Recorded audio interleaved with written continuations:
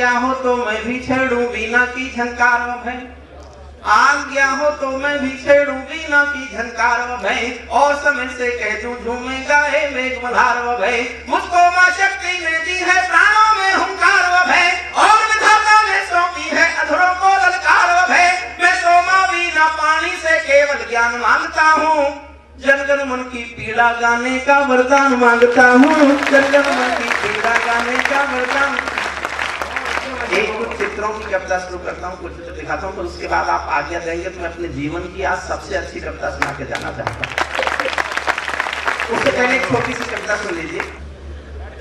मैं भी गीत सुना सकता हूँ शबनम के अभिनंदन के, मैं भी गीत सुना सकता हूँ शबनम के अभिनंदन के, मैं भी ताज पहन सकता हूँ नंदन बन के चंदन के, लेकिन जब तक पगडंडी से संसद तक कोलाहल है, तब तक केवल गीत लिखूंगा जनगण मन के क्रंदन के, तब तक केवल गीत। तालियां उत्साह से बजाइए क्योंकि मैं थकान एक बार बताना चाहता हूँ आपके लिए रात को। तब तक केवल गीत लिखूंगा जनगण मन के क्रंदन के, जब पंछी के पंखों पर हो पहरे बन के गोली के, जब पिंजरे में कैद पड़े हो सुर कोयल की बोली के, जब धरती के दामन पर हो दाग लहू की होली के, कोई कैसे गीत सुना दे बिलिया तुम कुमरोली के, कोई कैसे गीत सुना दे बिलिया तुम कुमरोली के। मैं झोपड़ियों का चारण हूँ आंसू गाने आया हूँ, मैं झोपड़ियों का चारण हूँ आंसू गाने आया हूँ, घायल भारत माता की तस्वीर दिखाने लाया हूँ, घायल भारत माता की तस्वीर। कुछ चित्र में 3-4 चित्र दिखाता हूँ बस आपको। पहला चित्र देखिए, कहाँ बनेंगे मंदिर मस्जिद, कहाँ बनेगी राजधानी, मंडल और कमंडल पी गए सबकी आंखों का पानी, प्यार सिखाने वाले बच्चे मजहब के स्कूल गए, इस दुर्घटना में हम अपना देश बनाना भूल गए। कहीं गमों की गर्म हवा है और कहीं त्रिशूल जले, शाम चिड़ैया सूली टंग गई पंछी गाना भूल चले, आँख खुली तो पूरा भारत ना खूनों से कष्ट मिला, जिसको जिम्मेदारी थी वो घर भरने में व्यस्त मिला, जिसको जिम्मेदारी थी वो घर भरने में व्यस्त मिला। क्या ये भी सपना देखा था भगत सिंह की फांसी ने, जागो राजघाट के गांधी तुम्हें जगाने आया हूँ, घायल भारत माता की तस्वीर दिखाने आया हूँ, घायल भारत माता। एक चित्र और देखिएगा, मैं अपने मंच को समर्पित करता हूँ राहत जी आपको। छठी पंक्ति आपको लगे कि बहुत सच के करीब है तो थोड़ा और उत्साह बढ़ाइएगा। अंधकार में समा गए जो तूफानों के बीच जले, अंधकार में समा गए जो तूफानों के बीच जले, मंजिल उनको मिली कभी जो 4 कदम भी नहीं चले, क्रांति कथा में कौन पड़े हैं गुमनामी की बाहों में, गुंडे तस्कर तले खड़े हैं राजमहल की राहों में। यहाँ शहीदों की पावन गाथाओं को अपमान मिला, यहाँ शहीदों की पावन गाथाओं को अपमान मिला, डाकू ने खादी पहनी तो संसद में सम्मान मिला, डाकू ने खादी पहनी तो संसद में, डाकू ने खादी पहनी तो संसद में सम्मान मिला, राजनीति में लौह पुरुष जैसा सरदाम नहीं मिलता, लाल बहादुर। मेरा हौसला बढ़ाना कहने की हिम्मत नहीं कर रहा हूँ, समर्थन किया करना। राजनीति में लौह पुरुष जैसा सरदार नहीं मिलता, लाल बहादुर जी जैसा कोई किरदार नहीं मिलता। ऐरे गहरे नत्थू खैरे मंत्री बनकर बैठे हैं, जिनको जेलों में होना था मंत्री बनकर बैठे हैं, जिनको जेलों में होना था मंत्री। मैंने देशद्रोहियों का अभिनंदन होते देखा है, भगत सिंह का रंग बसंती चोला रोते देखा है, लोकतंत्र का मंदिर भी लाचार बनाकर डाल दिया।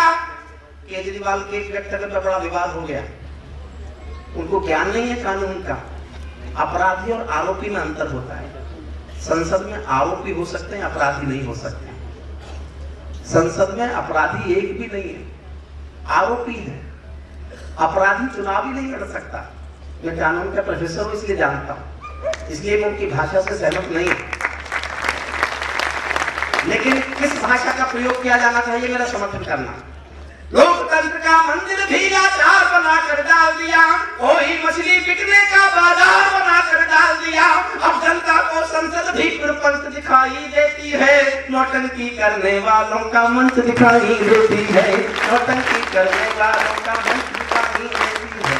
गांधी जी के सपनों का ये कैसा देश बना डाला, चाकू चोरी चीर हरण वाला परिवेश बना डाला।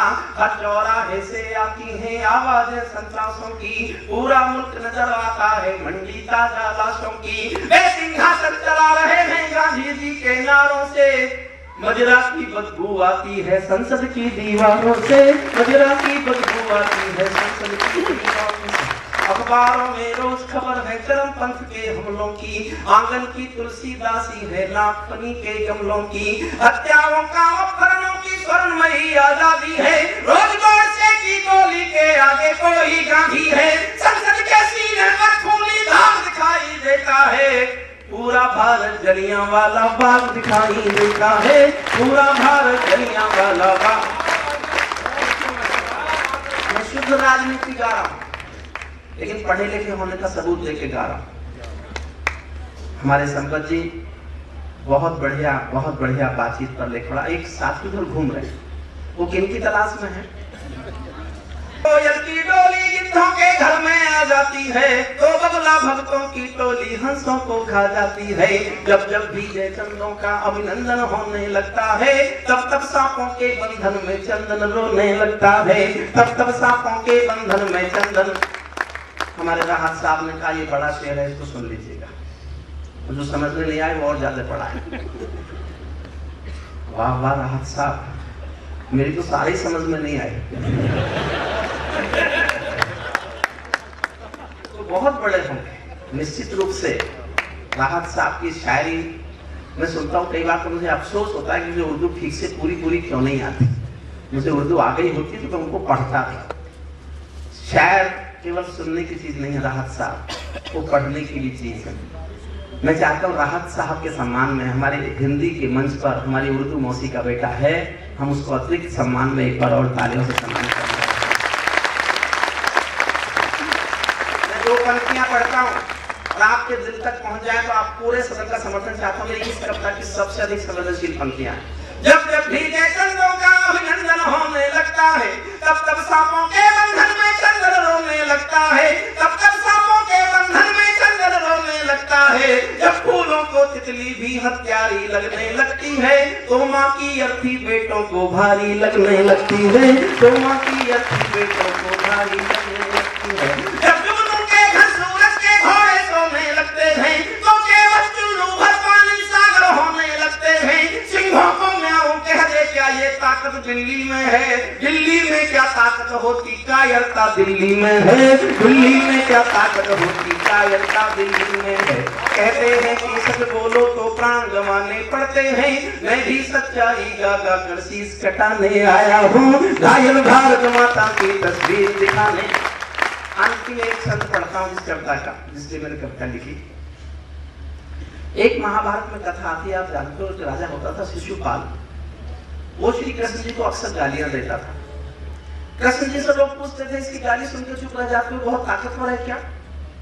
कृष्ण जी कहते थे नहीं ताकतवर है ऐसी बात नहीं है, ये रिश्ते में मेरी बुआ जी का बेटा लगता है। और एक दिन बुआ जी ने मुझे खाना खिलाते खिलाते मुझसे वचन ले लिया कि मेरे नालायक बेटे की 99 गालियां माफ कर देना कृष्ण। तो मैं वचनबद्ध हूं बुआ से, इसकी 99 गालियां माफ करूंगा, लेकिन ये 100वीं गाली जिस दिन देगा उस दिन इसको सजा मिलेगी।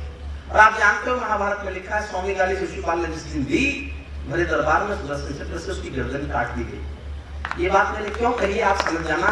मैं भी इस देश की राजनीति की कुछ गालियां दे रहा हूँ, गिन रहा हूँ, दे रहा हूँ, गिन रहा हूँ। मेरी हिम्मत देखो आप, राजनीति की कुछ गालियां गिनने की कोशिश कर रहा हूँ। और क्यों गिन रहा हूँ आप इशारा समझिएगा। कोई कलाकारों के सर पर तलवारें लटकाता है, कोई कलाकारों के सर पर तलवारें लटकाता है, कोई वंदे मातरम के गाने पर नाक चढ़ाता है, कोई हिमालय ताजमहल का सौदा करने लगता है, कोई गंगा यमुना अपने घर में भरने लगता है, कोई तिरंगे झंडे को फाड़े फूंके आजादी है, कोई गांधी को भी गाली देने का अपराधी है, कोई चाकू घोंप रहा है संविधान के सीने में, कोई चुगली भेज रहा है मक्का और मदीने में, कोई ढांचे का गिरना यूं हैनों में ले जाता है, कोई भारत मां को डायन की गाली दे जाता है, लेकिन 100 गाली होते ही शिशुपाल कट जाते हैं। तुम भी गाली गिनते रहना, जोड़ सिखाने आया हूँ, घायल